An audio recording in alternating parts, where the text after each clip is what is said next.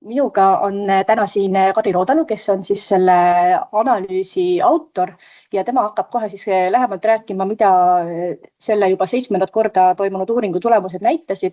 Aga kõigepealt ma annaksin korraga sõna tellijale Haridus- ja Noorteametist, et siin on täna ka Eero Loonurm, kes on programmis Study in Estonia juht, et ole hea. Tere hommikust kõigile. Kai, kas mind on kuulda? On kuulda. Tere hommikust kõigile. Jah, nagu Kai tutvustas, siis meie olemegi tellijad ja me juba teeme seda 7 aastat järjest. Aeg lendab väga kiiresti. Et aasta siis oli 2019, kui me esimeste tulemustega nagu välja tulime ja meie eesmärk oli näidata, et välisüliõpilaste panus tööturul on märgatav ja see on oluline. Ja nii õppijate vaates, kes siis õpingute ajal, kas siis valmistuvad juba Eestile nagu õpingute järgselt tööturule sisenemiseks või siis endale nagu ka koguvad raha õppemaksu maksmiseks. Aga igal aastal hoopis ka vilistlaste osakaal on aina rohkem kasvanud ja kasvanud. Meie programm on kõrghariduse kvaliteet ja rahvusvahelistumine, mille raames me oma tegevusi nagu teeme. Ja me näeme lihtsalt iga aastaga, et välisüliõpilaste roll tööturul saab aina olulisemaks ja olulisemaks. Muidugi siia juurde tuleb mainida ka seda, et ülikoolide ja kõrgkoolide edukuse teguriks on ka see, et kui meil õppinud välisüliõpilased on vilistlasena üle laia maailma, olgu siis oma koduriigis või ka ükskõik millises maailmariigis. Aga täna me vaatame tööturu vaadet, täna me vaatame puhtalt numbreid ja fakte ja me vaatame makse. Nii et 7 aastat kaua tehtud kaunikene, just alles mäletan, kui me esimese uuringu nagu tegime ja selle ajaga on väga palju muutunud. Annangi sõna kohe edasi Kadrile. Meie süsteem on siis selline, et Kadri käib kõigepealt ettekande ära ja pärast siis saame koos ka küsimustele vastata. Ole hea, Kadri. Selge, aitäh. Vaatame, kuidas õnnestub järjekordselt slaidide jagamine. Nii, slaidiseanssi. Ja kui keegi saaks nüüd oma häälega öelda, et ta näeb õiget asja, siis oleks väga hea, sest ma inimesi rohkem ei näe enam. Mina ütlen oma häälega, et näeme suurt slaide, kõik on õige. Olgu. Ehk siis, et nagu juba tutvustatud, vaatasime ka sel aastal, eelmisel õppeaastal Eestis õppinud või siis üle-eelmisel aastal lõpetanud välisüliõpilaste panust Eesti majandusse tööjõumaksude kaudu. Ja mina siis olen Kadri Roodalu Statistikaametist rahvastiku ja hariduse statistika teenustiimi juht. Ja praegu plaanin teile rääkida umbes pool tundi või natukene vähem. Aga välisüliõpilastest Eestis siis. Üldiselt välisüliõpilasi sellel õppeaastal, mis meile praegu huvi pakub ehk 2024-2025 õppis Eesti kõrgkoolides natukene alla 4000 ja on üksikud välisüliõpilased, kes õpivad ka mitmel õppekohal. Ehk siis, et kui me loeme kas inimesi või õppekohti, kus õpitakse, siis see arv mõne inimese võrra erineb. Ja üldiselt välisüliõpilaste arvu kohta, trendide kohta saab öelda, et see on meil nüüd alates 2020. aastast olnud languses. Enne seda ta jällegi suurelt tõusis. Langus on olnud erinevates õppeastmetes, aga erand selle välisüliõpilaste languse osas on doktoriõppe välisüliõpilased. Et aja jooksul on nende arv hoopiski suurenenud ja samamoodi on suurenenud siis nende osakaal kõikidest Eesti tasemeõppes õppivatest välisüliõpilastest. Ehk siis, nagu öelda, me natuke alla 4000 välisüliõpilase võtsime endal vaatluse alla. Lisaks sellele, et vaatasime, mida välisüliõpilased õpingute ajal teevad, siis vaatasime ka seda, et mida teevad need välisüliõpilased, kes 2023-2024 õppeaastal lõpetasid Eestis kõrgkoolis õpingud ja neid oli siis 1325. Välisvilistlaste arv viimastel aastatel ei ole suurel määral kõikunud, ehk siis on umbes seal 1300 ja natukene peale olnud. Ja ülesanne, mille me Haridus- ja Noorteametilt siis saime, oli siis uurida välja, kas ja kuidas on välisüliõpilased ja välisvilistlased seotud Eesti tööturuga sellel õppeaastal ja kuidas nad siis panustavad Eesti majandusse ja tööturule.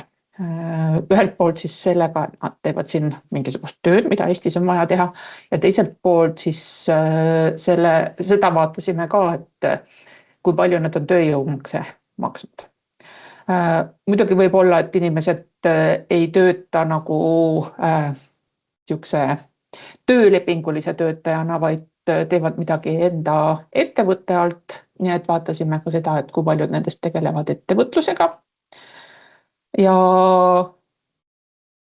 erinevalt eelmistest aastatest me tegime ka praegu ühe natukene pikema väljavõtte või pikema analüüsi, ehk siis vaatasime kõiki neid välisüliõpilasi, kes aastatel 2017 kuni 2025 olid Eestis õppinud või olid õpingud lõpetanud ja vaatasime, kuidas nendel on olukord töötamise ja tööjõumaksudega.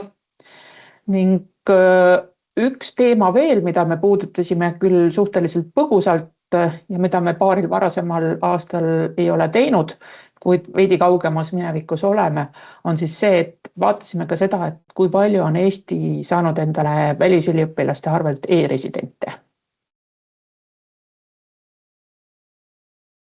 Nüüd kõigepealt natukene definitsioonidest, et kuidas me teame, kes on välisüliõpilane ja kes ei ole.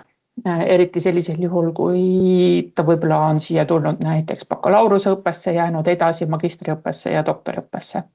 Et selle defineerimise, kes on välisüliõpilane või ei ole, selle me jätsime tegelikult Eesti hariduse infosüsteemi või siis sinna andmeid sisestanud inimeste teha, ehk siis meie jaoks välisüliõpilane on see üliõpilane, kellel EHIS-es on märgitud, et tegemist on välisüliõpilasega, ehk siis tal on vastav märge Eesti hariduse infosüsteemis. Ja siin ettekandes ja ka selle analüüsi raportis on kasutatud selliseid mõisteid, et me vaatame õppijaid. Need on siis need välisüliõpilased, kes õppisid õppeaastal 2024-2025 Eestis ja me vaatame vilistlasi, ehk siis need välisüliõpilastest lõpetajad, kes lõpetasid 2023-2024 õppeaastal. Need grupid osaliselt kattuvad, ehk siis need, kes 2023-2024 lõpetasid ühe õppeastme, võisid 2024-2025 astuda järgmisse õppeastmesse. Võrdlusgrupina me oleme kasutanud kohalikke üliõpilasi, ehk siis kelle kohta ei ole seda välisüliõpilase märget ja oleme vaadanud ka paari varasemat õppeaastat. Teiselt poolt, kuidas me teame, et kas nad töötasid või neil oli mingisugune ettevõte või nad olid e-residendid. Seda, et kas nad töötasid, me vaatame töötamise registri andmete põhjal ja me vaatame perioodi, mis on üks õppeaasta, ehk siis 1. septembrist 2024 alates kuni 31. augustini 2025. Ja töötamisena me vaatame siis tööandja poolt registreeritud sissekannet töötamise registrisse. Teiseks me vaatame, kas inimesed on maksnud siin siis tulu või sotsiaalmaksu ja seda tööandjad inimese eest peavad deklareerima siis tulu- ja sotsiaalmaksu deklaratsioonide lisa 1 ja lisa 2 puhul, vastavalt siis residentidele ja mitteresidentidele. Nii et me siis vaatasime, me ei vaadanud seda, et kas nad üldse mingisugust tulu või sotsiaalmaksu maksid, vaid me vaatasime seda, et kas nad maksid seda töise sissetuleku pealt. Siis vaatasime töötamist ja töötasu õppimise ajal nendel inimestel, kes olid vaadeldaval õppeaastal välisüliõpilased õppijad ja vaatasime töötamist ja töötasu lõpetamisele järgneval õppeaastal sellisel juhul, kui meile pakkusid huvi vilistlased. Üks eripära on ka, et Statistikaamet ei saa maksu ja tulude andmeid nende inimeste kohta, kes töötavad Kaitseministeeriumi ja Siseministeeriumi haldusalas, ehk siis need nende ministeeriumite töötajad ise, politsei, piirivalve, nii palju kui seda on Kaitsevägi ja seda laadi asutused. Ehk siis, et kui meil nüüd on mõni välisüliõpilane, kes läks sinna tööle, siis tema kohta me tema saadud sissetulekut ei tea, aga rohkem puudutab see loomulikult kohalikke üliõpilasi, kellest suurem hulk võib nendesse organisatsioonidesse tööle minna. Nüüd, kui inimene võib-olla ei teinud palgatööd, vaid lõi oma firma, siis me vaatasime, kas äriregistris on sellel inimesel mõni siis kanne või mingisugune selline ettevõtte või asutus, millega ta on seotud. Ja e-residentsuse puhul me vaatasime, et kas on tehtud otsus e-residentsuse dokumendi väljastamiseks sellele inimesele. Me olime sunnitud ka natukene seda üliõpilaste koosseisu piirama, keda me analüüsisime. Et kuivõrd meil oli vaja ühendada erinevaid andmestikke, siis meil on vaja ka siis, et oleks olemas mingisugune identifikaator, mis võimaldab need erinevad andmebaasid ühendada. Ja Eestis selleks identifikaatoriks saab olla isikukood. Ehk siis meie analüüsis on tudengid, kellel on olemas isikukood. Ja lisaks see, kui tal on see isikukood, aga keegi ei tea, et tal on see isikukood, et sellest ka meil ei piisa, et vaja oleks ka, et see isikukood oleks Eesti hariduse infosüsteemi sisestatud. Või siis näiteks mingitel aastatel võib see inimene olla ka üheselt leitav nime ja sünniaja järgi ja kui ta siis järgmistel aastatel on saanud isikukoodi ja see üks-ühene üleminek on tehtav, et siis me saame ka seda infot kasutada. Mis tähendab siis seda, et meil tegelikult analüüsi ei ole kaasatud päris kõik välisüliõpilased, vaid 87% välisüliõpilastest ja ka välisvilistlastest. Võib küll olla, et kui me näiteks selle analüüsi teeksime paari aasta pärast, siis mingisse järgmisse õppeastmesse sisseastumisel on nendel välisüliõpilastel juba sisestatud isikukood ja sellisel juhul me paari aasta pärast saaks nende andmeid ühendada ja nende praegusest tegevusest aimu. Aga tulemustest siis. Kõigepealt töötamisest õpingute ajal. Ehk siis me vaatasime, et kas vähemalt ühe korra inimene on töötamise registris olnud kirjas õppimise ajal ja on näha, et umbkaudu pooled välisüliõpilastest on õpingute ajal vähemalt korra töötanud. Kohalikest üliõpilastest on see osakaal 82%, ehk siis, et nende seas õpingute kõrvalt töötamine on palju sagedasem kui välisüliõpilaste seas.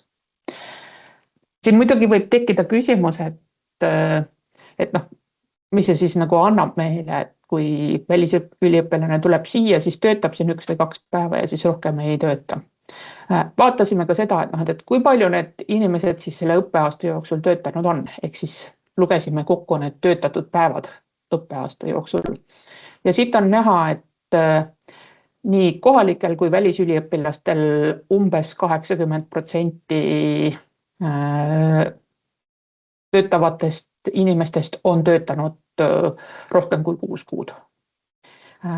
Järgneb siis 3 kuni 6 kuu pikkune töötamine ja neid, kes on töötanud 1 kuu või alla 1 kuu, neid on ainult 5%.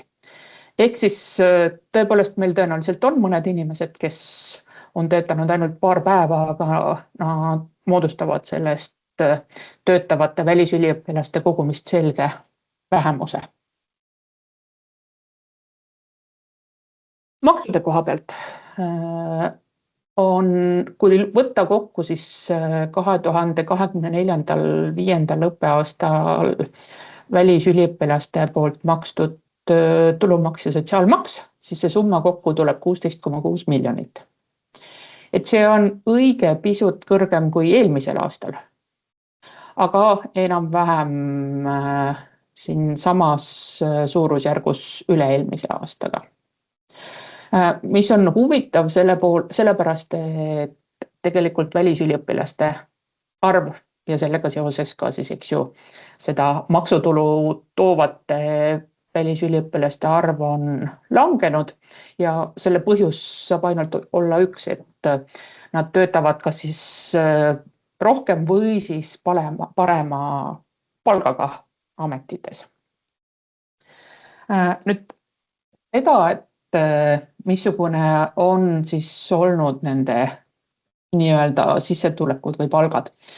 Seda me vaatasime siis selliselt, et me vaatasime, kui suuri väljamakseid nendele inimestele on tehtud. Tegemist on brutoväljamaksetega, siis nagu Eestis vist enamasti räägitakse ka brutopalkadest, kui räägitakse näiteks keskmisest palgast.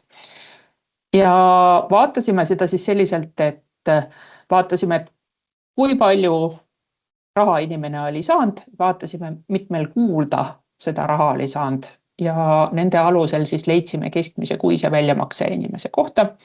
Ja välisüliõpilastel oli see keskmiselt 1792 eurot, endiselt tuletan meelde, et brutos, ja kohalikel üliõpilastel 1646 eurot.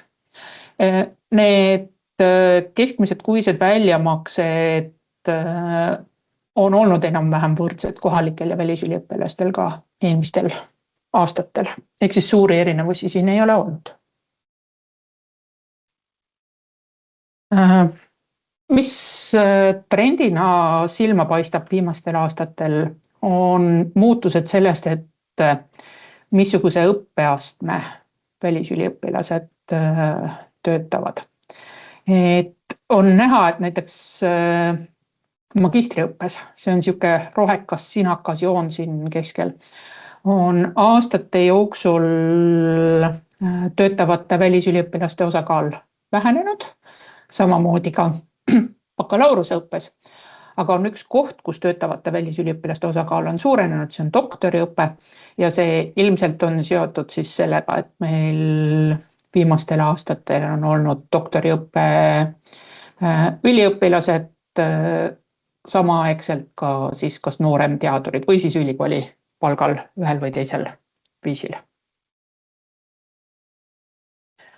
Lisaks sellele saame öelda, et suurema tõenäosusega töötavad õppimise ajal Tallinna koolide välisüliõpilased või Tallinna kõrgkoolide välisüliõpilased.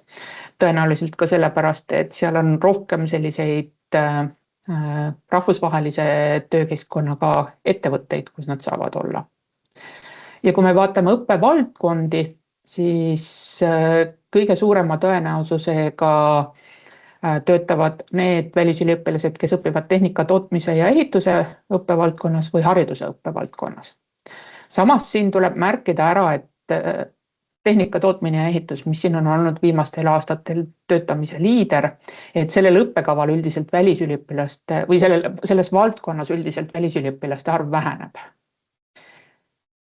Ja kui me vaatame, et kust need välisüliõpilased on tulnud, missuguste riikide kodakondsustega nad on, siis suurema tõenäosusega töötavad need välisüliõpilased, kes on Aafrika, Aasia või Ida-Euroopa riikide kodakondsusega.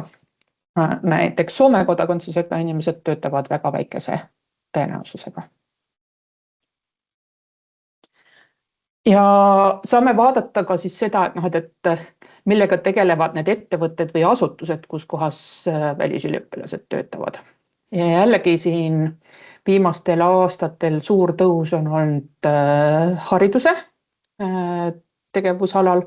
Ma hetke pärast räägin sellest hariduse tegevusalast ka rohkem. Ja suur langus on olnud info- ja side tegevusalal. Aga nagu öeldud, meil on ka välisüliõpilaste üldarv langenud. Nii et see, et need jooned näitavad nagu suunaga allapoole, see on nagu arusaadav või põhjendatav. Okei, siit joonised nüüd väga hästi ei ole näha, aga jällegi see rohekas sinakas joon töötlev tööstus. See on nüüd selline joon, mis peegeldab sedasama tehnika, tootmise ja ehituse valdkonna välisüliõpilaste langust. Ehk siis, et kui selles valdkonnas välisüliõpilaste arv väheneb, siis ka töötlevasse tööstusse tööle jäänud tööle läinud inimeste arv väheneb.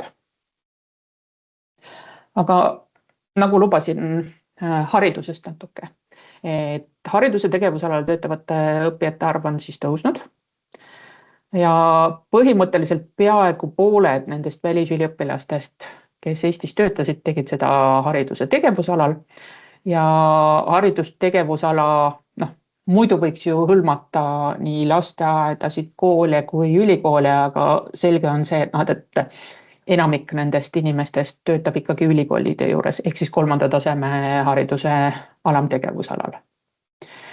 Ja jällegi, kes seal ülikoolide juures töötavad 3. taseme hariduse tegevusalal, nendest omakorda enamik on doktoriõppe välisüliõpilased. Ehk siis töötavatest välisdoktorantidest oli 3. taseme hariduse tegevusalal hõivatud 79%.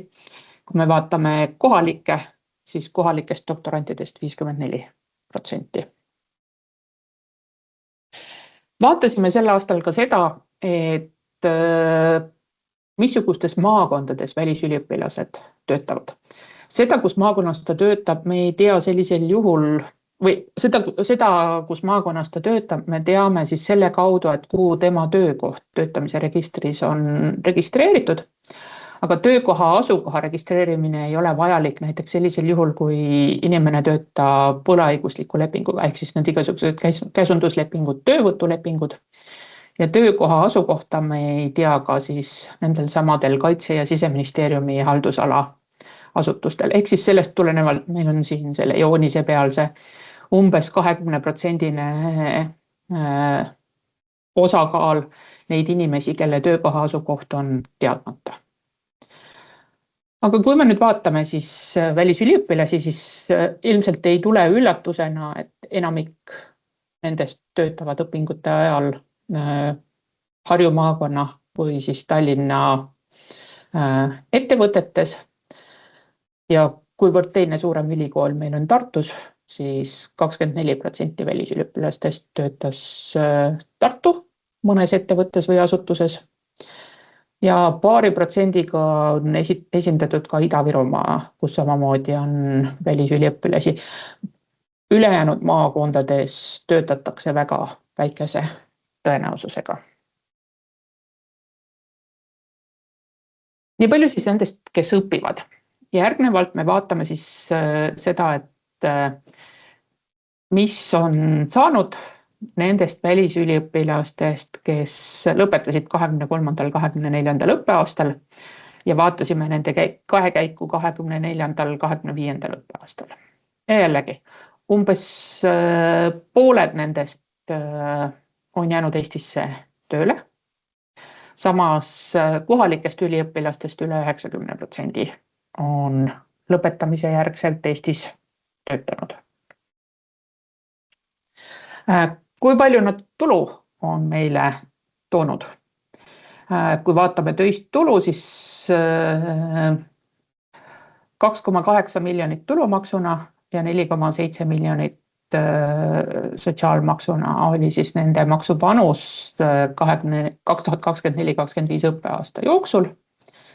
Ja joonisele on pandud ka välisüliõpilaste arv. Siit on näha, et see on enam-vähem stabiilne olnud. Kui vaadata siis nende keskmisi kuiseid väljamakseid, siis on näha, et need on kõrgemad kui nendel, kes parasjagu õppisid, ehk siis kohalikel üliõpilastel 2314 ja välisüliõpilastel 2228 eurot bruto.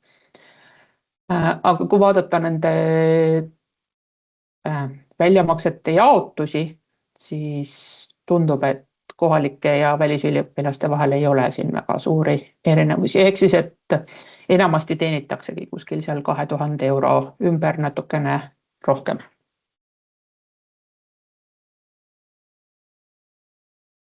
Missugustel tegevusaladel välisvilistlased töötavad, siin jällegi on näha seda roosa joone langust, ehk siis info ja side tegevusalal töötavate välisvilistlaste arv on vähenenud ja suurelt on tõusnud siis hariduse tegevusalal ja endiselt see on kõrghariduse siis tegevusala, millel nad on, ehk siis sellel töötavate välisvilistlaste arv. Ja 3. kohal on siin aja jooksul stabiilselt olnud finants- ja kindlustustegevus. Ja töötlevas tööstuses on toimunud suur langus, ehk siis varasemalt on ta siin olnud umbes 2., 3., 4. kohal, nüüd on kukkunud allapoole. Võrdluseks võib tuua ka selle, et kus kohalikud vilistlased töötavad ja siin ka tegelikult kõige suurem osa on hariduse tegevusalal, aga see nüüd Eesti inimestel ei koosne peamiselt ainult kõrgharidusest, kuigi sinna jäädakse ka, vaid on ka muid haridusastmeid siis. Ja 2. kohal on avalik haldus, riigikaitse, sotsiaalkindlustus, mille puhul siis välisüliõpilased sinna praktiliselt ei liigu tööle, tõenäoliselt sellepärast, et seal on ka keelenõuded. Ja sealt edasi tuleb tervishoid ja sotsiaalhoolekanne jällegi erinev kohalike ja välisüliõpilaste vahel. Kui me vaatame, et kuhu vilistlased on tööle läinud või tööle jäänud, välisvilistlased siis isegi suurem protsent kui üliõpilaste puhul me näeme, et on saanud endale Harju maakond, ehk siis 64% 23-24 aasta vilistlastest, kes siia tööle jäid, töötasid Harju maakonnas. Järgmine on endiselt Tartu, Ida-Virumaa ja muud maakonnad on väga väikese osakaaluga.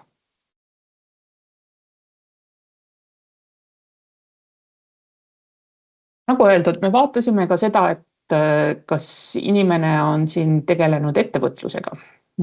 Ettevõtluses osalejateks me lugesime sellised inimesed, kellel äriregistris oli märgitud mõne ettevõtte juures mõni selline rollidest nagu asutaja, juhatuse liige, nõukogu esimees, nõukogu liige, osanik, täisosanik või FIE. Siit on välja jäetud sellised mittetulundusühingud või siis sellised organisatsioonid, no näiteks kui ma oleksin äriregistris kirjas sotsioloogia üliõpilaste ühingu mingisuguse juhatuse liikmena, siis seda siia ei võetaks arvesse. Ja mis me siis näeme õppijate puhul, ehk 313 sellist välisüliõpilast oli 2024-2025 õppeaastal, kellel oli puutumus ettevõtlusega. Sealhulgas oli 77 füüsilisest isikust ettevõtjat. Ja see tähendab siis, et ettevõtjate osakaal välisüliõpilastest on 9%. Kohalike üliõpilaste seas see osakaal on loomulikult kõrgem, ehk siis 19%. Vilistlaste puhul ettevõtjate osakaal on natukene kõrgem, ehk siis 148 välisvilistlasest ettevõtjat moodustavad umbes 13% kõikidest välisvilistlastest.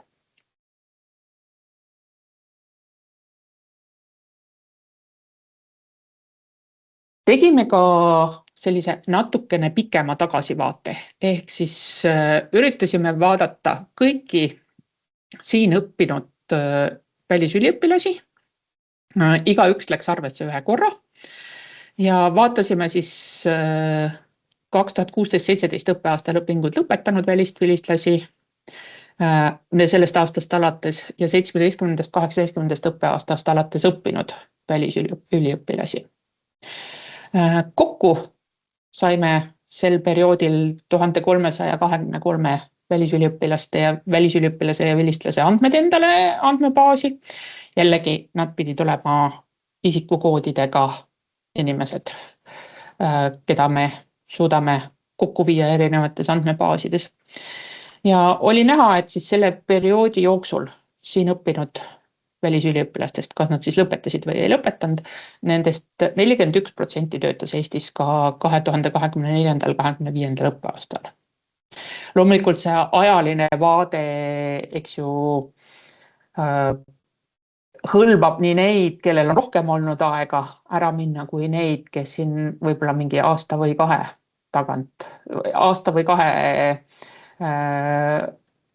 eest lõpetasid või praegu õppivad. Ja vaatasime siis ka nende maksupanust tööjõumaksudena, jällegi õppeaasta arvestuses, ehk siis alates septembrist 2017 kuni augustini 2025. Ja sellel perioodil töise tulu teenijaid oli 8389 inimest, tulumaksu umbes 111 miljonit ja sotsiaalmaksu 207 miljonit, ehk siis nende maksupanus kokku tööjõumaksudelt oli 317,6 miljonit eurot. Seejuures vaatasime ka, et missugustel tegevusaladel see maksupanus läks ja üle 100 miljoni sellest läks info ja side tegevusalale. Üle 100 miljoni sellest tuli töötamisest info ja side tegevusala ettevõtetes. Ning kõige viimasena natukene ka e-residentidest, ehk siis me vaatasime neid samu 2017 kuni 2025 aasta välisüliõpilasi ja välisvilistlasi ja vaatasime, kui paljud nendest olid taotlenud ja saanud Eesti e-residentsuse. Selliseid inimesi oli 331 ehk 2,5%. Kui me vaatame, et kus kohast need inimesed pärit olid, siis kodakondsusregiooni järgi oli meil kõige rohkem Aasia riikide välisüliõpilasi, kes olid e-residentsust taotlenud, aga Aasia riikide välisüliõpilasi ka arvuliselt ongi meil olnud suhteliselt palju. Järgnesid siis Põhja-Euroopa ja Ida-Euroopa riigid, kus siis oli vastavalt 68 ja 55 e-residenti.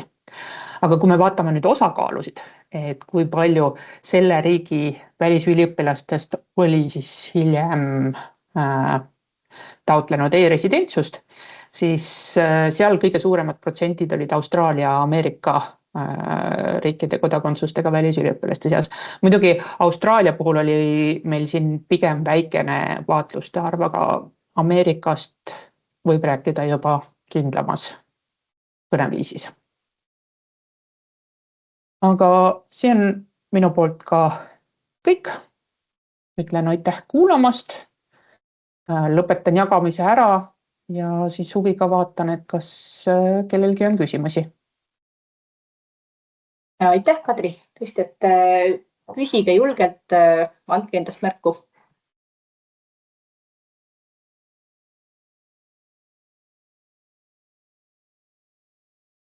No nii, Eero, tee otsa lahti.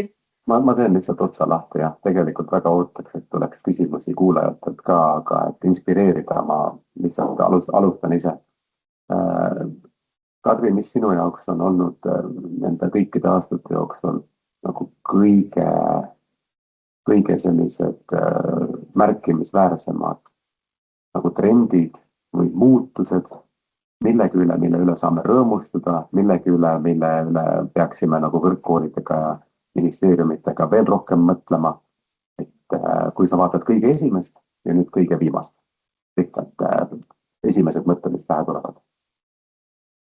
No, üks nagu mõttekoht on see, et kui palju välisüliõpilasi me siis siia ikkagi nüüd nagu tahame või ei taha, eks ju. Et kui me seda uuringut tegema hakkasime, siis oli selline pigem nagu sihuke entusiastlik suhtumine, et jah, võiks tulla rohkem. Viimastel aastatel see arv on vähenenud.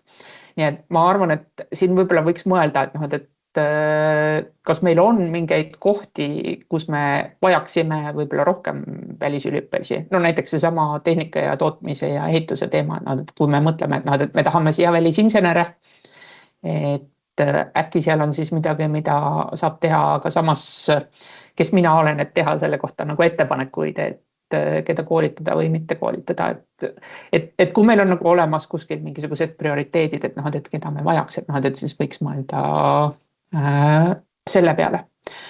Teine selline trend on, mille võiks välja tuua, on see, et kui esimestel aastatel me nägime, et välisüliõpilased paljuski tegid ka siukseid nagu lihtsamat sorti töid, ehk siis olid majutuses ja toitlustuses, teeninduse valdkonnas, siis see on praegu vähenenud. Nad teevad seda selles mõttes endiselt, et ei ole niimoodi, et ma ei tea, kohvikus ei leia välisüliõpilast, kes sulle toitu toob. Aga seda teevad ka kohalikud üliõpilased, ehk siis, et teeninduses töötamine tõenäoliselt ongi asi, mida noored inimesed oma esimeste töökogemuste saamiseks teevad. Nii et see on võib-olla teine asi ja kolmandaks siis ikkagi see ülikoolide enda roll tööandjana, mis viimastel aastatel on välja tulnud.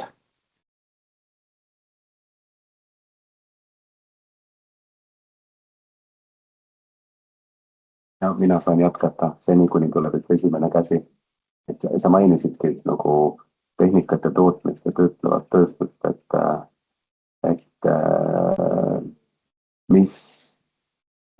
kuidas sa näed nagu ka Eesti suunda, et ma saan aru ka tegelikult tööandjate vaates ja tegelikult ka meie majanduse vaates, et see on üks valdkond, mis on mures nagu ka pikemat aega tööturu pärast, on ju nii?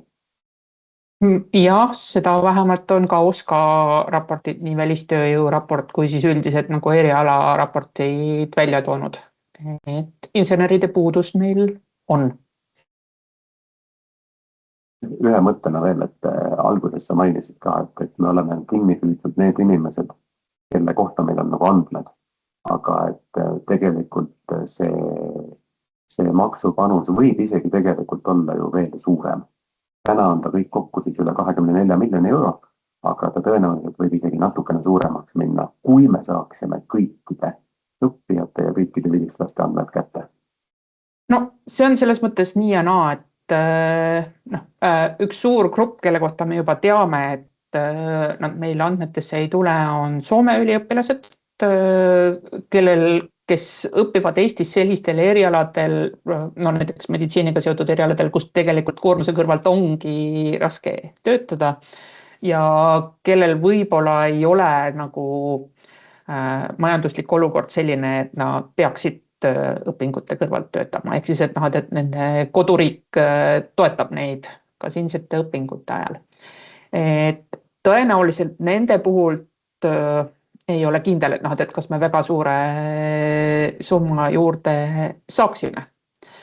Aga muude riikide puhul ja tegelikult ka tõenäoliselt on meil ju soomlasi, kes tegelikult siia pärast jäävad toimetama edasi.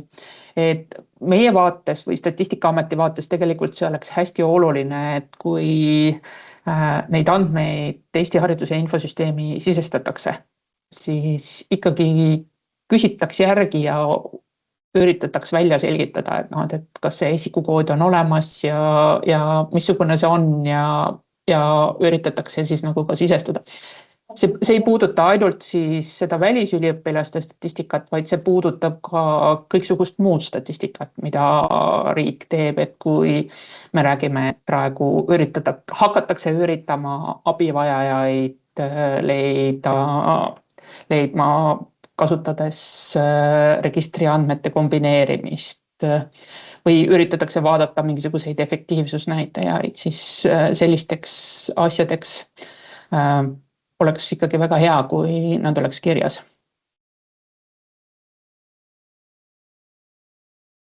Ja Lauri. Ja, tere. Ma küsiks selle pikema vaate kohta, mis teil oli see 2017–2025. Ma vabandan, kui ma nüüd selle slaidi pealt tähelepanu või kuidagi tähelepanuta jäi, et kas te olete ka hinnanud seda välisüliõpilastest siia jääjate määra või hulka, palju siia kahva sisse jääb pikema aja jooksul? Ehk siis, kui me võtsime kõik, kes olid välisüliõpilasena kirjas olnud, kas või ühe korra, 2017 kuni siis 2025 august, eks ju, siis nendest 41% oli praegu siin. See sisaldab ka neid, eks ju, kes praegusel aastal õppisid loomulikult. Nendest 41% praeguseks töötab siin. Kes neist on nüüd nagu rahvastikuregistri alusel siin, seda me praegu ei vaadanud, et seda me oleme vaadanud ühe aastastes vaadetes. Ma peast praegu ei oska seda numbrit öelda, et kui palju nendest lõpetajatest olid järgmise aasta 1. jaanuari seisuga Eesti residendid, et mitte kõik ei ole. Aga raportist saab seda järgi vaadata. Aga seda vist on mõistlik hinnata mingisuguse viitajaga, eks ole, et palju siin 3 või 5 aasta pärast lõpetamist siiani on jäänud. Et sellist nagu töötamise analüüsi, kus me vaatasime, et 1 aasta tulid ja mitme aasta pärast olid koha peal olemas, seda me vaatasime minu arust eelmise või üle-eelmise aasta raportis. Ma arvan, et eelmise aasta raportis oli siis see, et vaatasime, et kui palju olid 1 aasta järel kohal, kui palju olid 3 aasta või 5 aasta või mingisuguse muu aja järel kohal. Ja loomulikult on niimoodi, et mida kauem või mida pikemat ajaperioodi edasi me lähme, et seda vähemaks neid jääb. Selge see.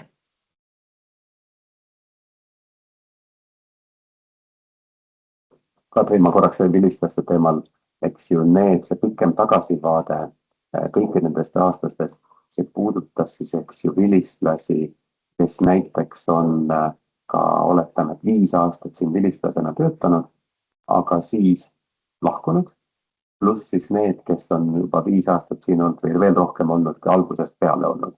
Siis need on nagu kõik vilistlased nagu kokku. Ja, need on nii vilistlased kui ka näiteks need, kes tulid siia, ma ei tea. Näiteks tulid 2019 õppima, siis vaatasid, et oi, COVID tuli peale ja lähen ära, eks ju. Et ka nemad on seal sees, nad ei pruukinud lõpetada. Või siis läksid ära, aga tulid juba tegelikult ka tagasi, näiteks natuke hiljem. Mõlemal viisil. Igal juhul jah, me oleme neid sõnumeid kasutanud oma töös 2 viisil. Üks on loomulikult see, et informeerida Eesti avalikkust, et näidata, et ka välisüliõpilased on siin olemas, et keda saab värvata enda juurde tööle. Ja teise sõnumina siis ka tulevastele üliõpilastele, et näidata, et Eesti on väga sõbraliku tööturuga, et kui siis õppijad siia tulevad, et nad teavad juba ette, et kui neile Eesti meeldib, siis nad saavad siin ka pärast õpingute lõppu siia tööturule jääda. Numbrid ja faktid siis nagu näitavad seda ka meie sõnumitest. Näete, et kui juba selline mõju on olemas, et siis see toetab meie välisüliõpilaste värbamist ka. Nii et selles mõttes igatpidi mitu kärbest ühe hoobiga. Kas oleks, ma enne veel, kui võib-olla hakkame otsi kokku tõppama ka, et Kadri, kas järgmisel korral, kui me nüüd hakkame varsti vaatama õppeaastat 2025-2026, kas me võiksime mingi uue nüansi veel siia sisse tuua, mida me seni pole teinud või kui sa vaatad teisi Statistikaameti uuringuid? Ma praegu ei oska öelda, et ma arvan, et seda peaksid sa siis kas ise või siis Haridus- ja Teadusministeeriumiga koostöös või siis näiteks mõne tööandja organisatsiooniga koostöös vaatama, et kas on mingi koht, kust kohast king pigistab, mille kohta me täpsemalt tahame teada. Ja, Kai, anname siis veel viimase võimaluse, et kui on peale Lauri saab siis täna praegu ka kindlasti eriauhinna, aga et kui on veel huvilisi, et andke käega märku, aga kui mitte, siis ma annaksin Kaile ja Kadrile viimased sõnad. Ja enne seda ma ütlen veel ka, et uuring on juba ka Statistikaameti kodulehel üleval ja lisaks sellele siis on ka seal kirjas kõik varasemad uuringud, mida me siis oleme aastate jooksul läbi viinud. Ja, aga annan Kaile. Aitäh kõigile! Aitäh teile ja võtavasti kohtume siis ka tulevikus.